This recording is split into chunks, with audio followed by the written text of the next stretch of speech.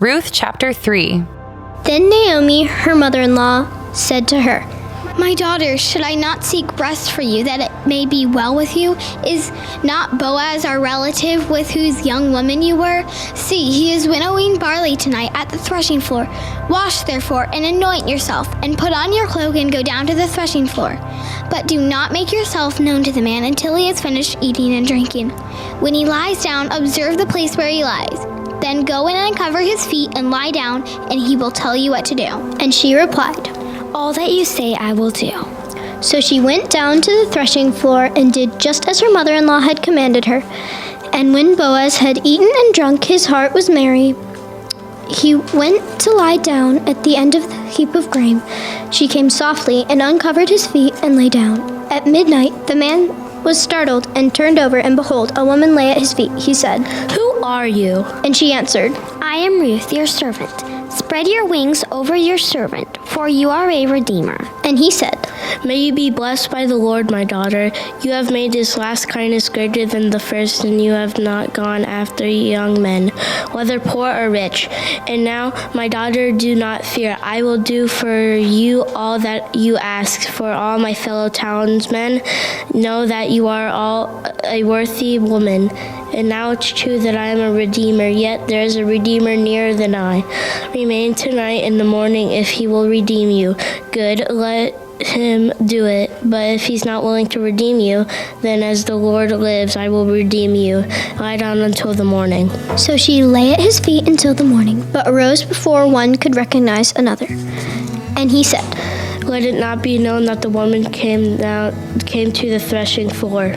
And he said, Bring the garment you are wearing and hold it out." So she held it, and he measured out 6 measures of barley and put it on her.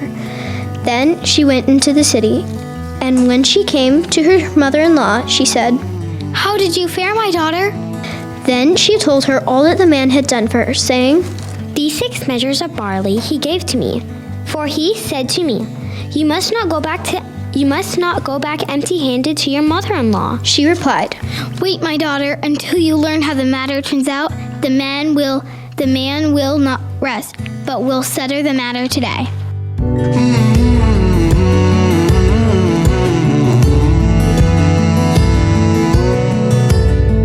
Welcome back to another episode of the Ruth Special. This is a McGregor podcast special, and I'm joined by Pastor Mark Bricker and Pastor Russell Howard. My name is Chloe Weimer. I am the host of Talk Truth podcast. If you have listened to part 1 and 2 of these episodes and my voice has changed a little bit, it's because a week has passed and I have seemed to have lost my voice. So. Still going though. Still going. Still going. Yeah. A little raspy, but Yeah. we can understand. Still podcasting. Yeah. So I am really excited about this chapter. This has to be my favorite chapter, I think, because it just pulls you along, like you were just saying, Pastor Mark. And once you start reading it, it's like you can't stop.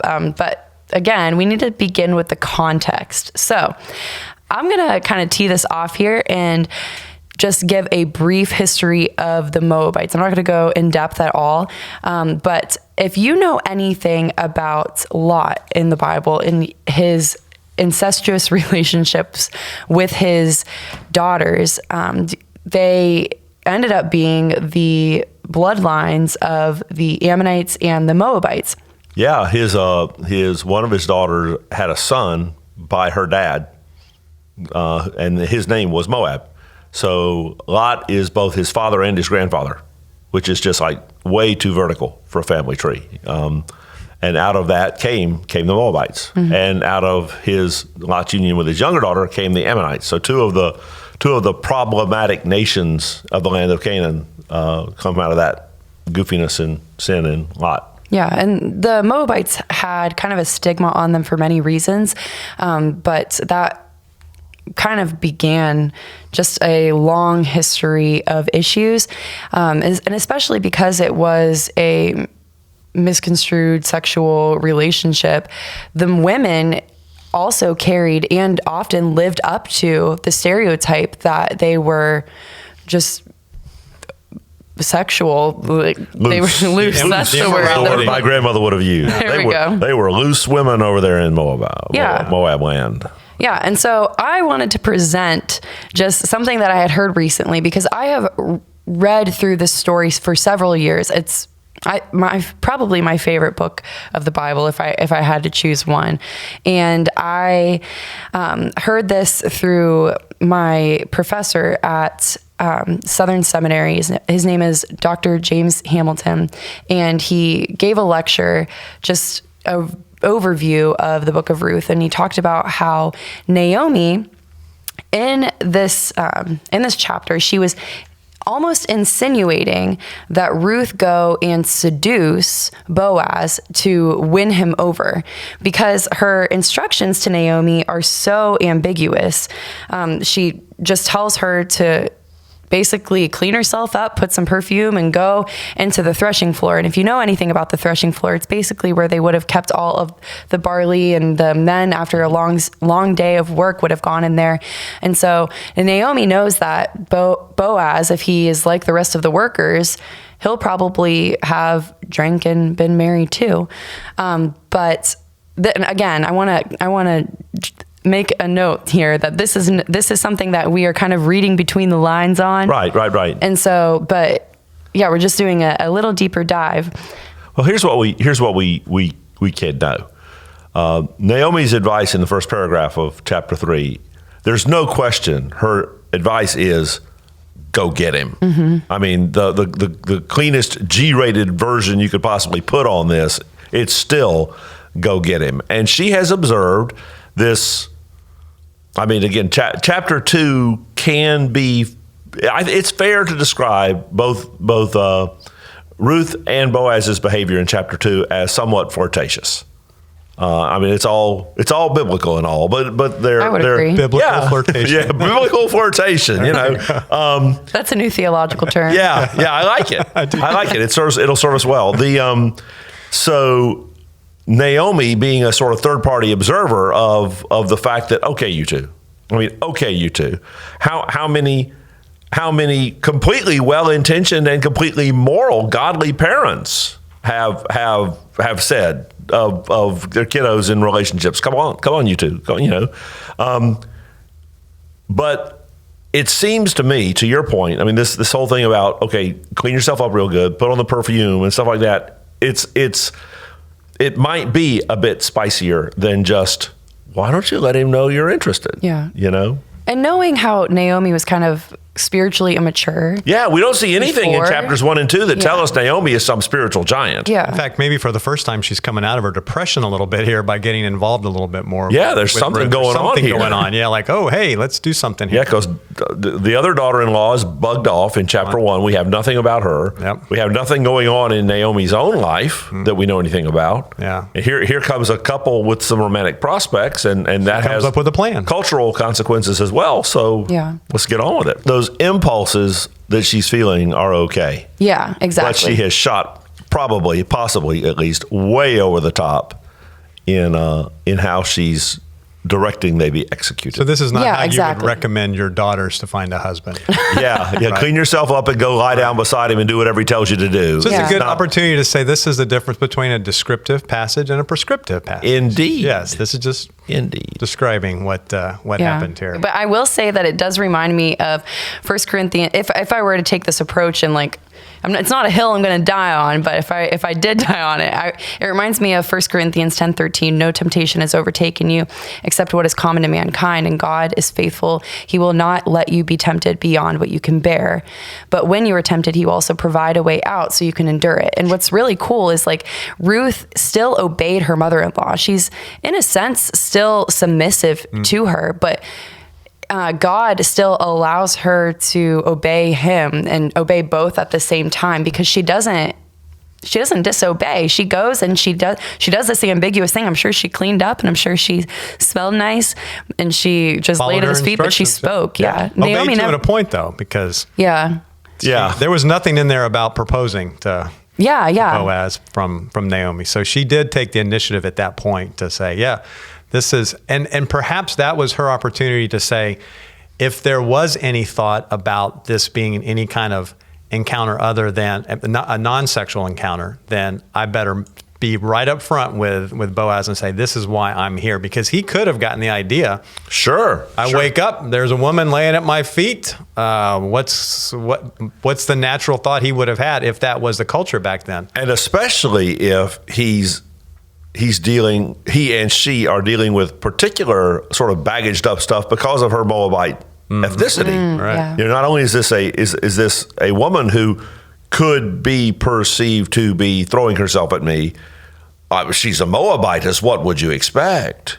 And so not only do you have that balance, Chloe, of obedience and submission to her mother-in-law in terms of, she didn't tell her mother-in-law to go take a hike, but here's what's given. Regardless of what mom-in-law's Ruth's advice was, or Naomi's advice was, Boaz and Ruth did not do anything inappropriate here. Right. And so they both demonstrate a ton of character because the situation in which they find themselves is a situation where all third-party observers would think immorality fits. Yeah. And they don't.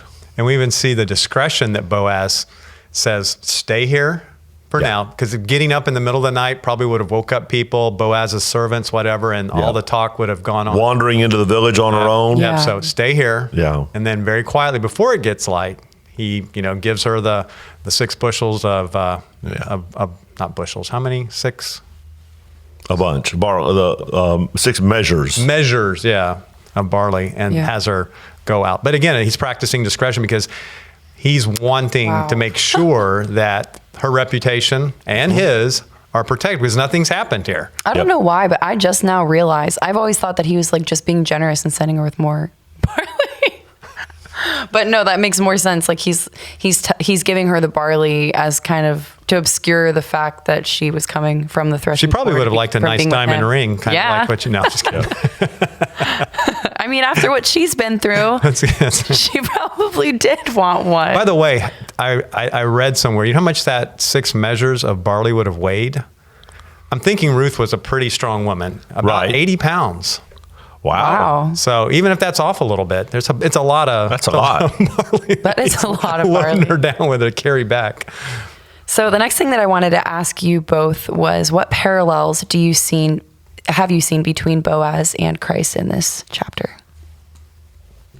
The big easy one is obviously that Boaz is a ready redeemer. His story has brought him to this point that he has both the capacity and the willingness to redeem.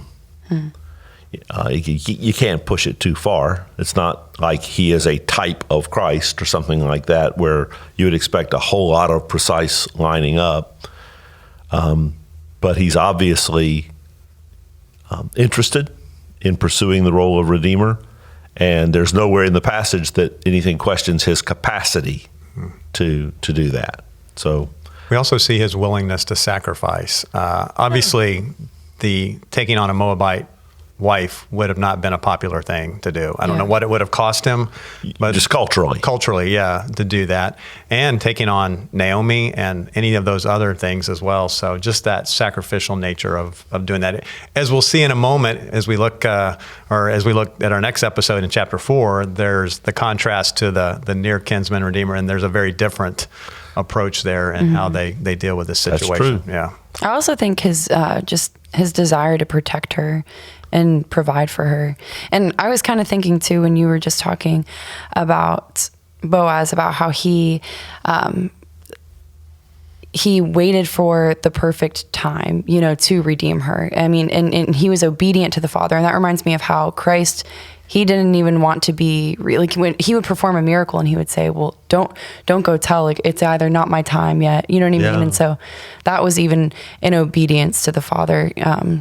Not again, I don't want to stretch it too far, but no, it occurs to me just in the moment that the role of the legally prescribed role of kinsman redeemer could be executed kind of mechanically. You know what I mean? It did not. You didn't have to actually care about the woman at all. You had to. It's even described. It'd be a financial gain. Yeah, it's described in the law as a duty. Even the part of conceiving a child with her is fulfill your obligation and your duty. So the whole role could be a duty-driven obligation type perspective, and yet Christ loves us. He doesn't merely hit the checklist of what it takes to redeem us. He actually loves us. And here it becomes very evident that Boaz actually loves Ruth as well. Because he didn't have to do this. No. Christ didn't have to do that for us either. Yeah. That's right. No. That's right. We don't deserve it. We don't. Sure. Amen.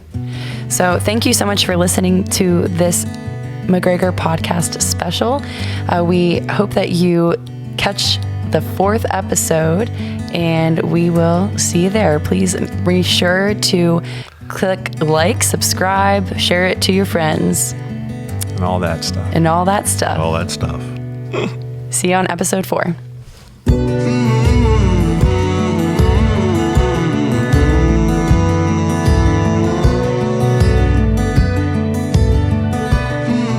This has been a McGregor podcast special, hosted and directed by me, Chloe Weimer.